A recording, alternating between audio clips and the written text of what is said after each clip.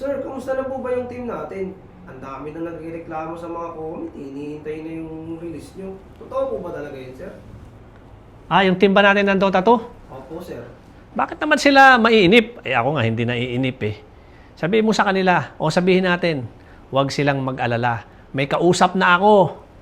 Kaso yung kausap ko masyado pang madulas. O hintayin muna natin. Pag nahuli ko, yun, magkaroon na tayo ng isang player. Tapos yung isang kausap ko naman, medyo matagal na kasi kaming hindi nagkadaupang palad eh. Kaya medyo pareho pa kaming nagpapakipot. Tinitignan ko pa kung ano ba talaga yung gusto nila. Kasi siyempre, pag bumalik tayo, hanggat maari ay maganda yung resulta. Although wala naman tayong guarantee pagka nagbuo tayo ng team. Pero dapat ay pareho tayo ng mindsetting. O yung isa, masyadong madulas. Tapos yung isa pang kausap ko, yun nga, medyo matagal na kaming hindi nagkakadaupang palad eh. May mga ibang kausap pa tayo, pero tinitignan pa natin kung ano ba talaga yung mindsetting nila sa pagbabalik natin sa Dota. Eh, pabalik-balik lang tayo sa ganun. Hindi tayo makakaabot dun sa gusto nating maabot na iuwi yung Aegis. May isang kausap pa akong player eh. Sino, sir? Medyo kwan din to, mabilis tumakbo. Puti. Oh. Bakit po?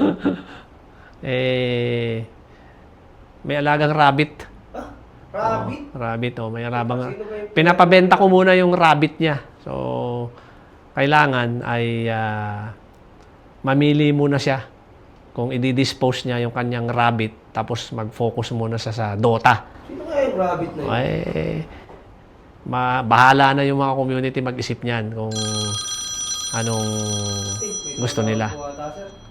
Oo nga, wait lang ha. May tumatawag. Sagutin ko muna. Hello? Yes, coach! Yes, coach! Have a good day, coach!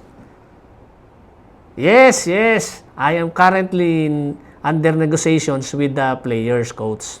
I'll get back to you, coach, as soon as the player will commit their time. Yes, coach. Give me until tomorrow and then I'll get back to you. Yes, coach. Yes, coach. And thank you for calling. Teka lang, sir. Ba't nag-i-English ata kayo? Napasubo tayo sa Englishan sa coach, ah. Kaya nga eh. Oo. Sino kausap niyo, sir? Eh. Sila March po ba yan, sir? Eh, meron tayong kausap na coach. Siyempre, ang kausap natin si Freddy Roots. Ha? Bakit po si Freddy Roach? Eh, boxing po yun, di ba?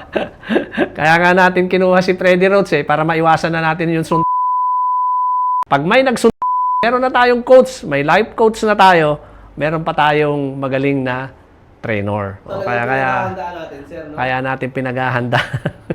kaya natin Freddy Roach eh. Kaya natin pinaghahandaan yun. Hindi lang natin pinaghahandaan yung Dota 2. Pinaghahandaan din natin yung maayos nating pamamaraan kung paano natin mapaganda yung ating team. Mapaganda yung kanilang relationship. So, dapat hindi lang Dota-Dota, kundi maging dun sa outside Dota. Grabe yung world class, pati coach, no? Oo naman. World class ang coach natin. Pero, teka lang, sir. Kanina ko pa napapansin yung nasa likod nyo. 1M lang, may TNC ka na. Alin-alin? Yan, sir. Ito oo. Ano po ba yan, sir? Totoo yan. 1 Yung mga million lang? Totoo yan. Yung mga gustong mag-franchise ng TNC, kung may 1M ka, may TNC ka na rin.